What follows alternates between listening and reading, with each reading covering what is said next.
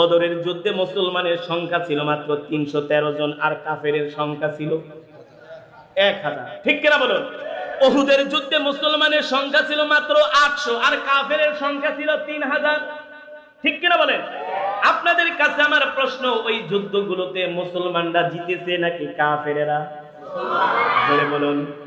আল্লাহ তাআলা কোরআনুল কারীমে সে কথাই বলছেন, কাম মিন ফিয়াতিন কলিলাতিন গলাবাত ফিয়াতান কাসীরাতান বিইذনিল্লাহ আল্লাহু মা'আস সাবিরিন। আল্লাহ তাআলা বলেন, নবী, যুদ্ধের ফয়সালা, বিজয়ের ফয়সালা মুমিনের ইমানদারের কখনো অস্ত্র দেয়া হয় না, সৈন্য দেয়া হয় না। যুদ্ধের ফয়সালা আসে কোত্থেকে? আসমান থেকে। কোত্থেকে? আর জোরে বলুন, কোত্থেকে?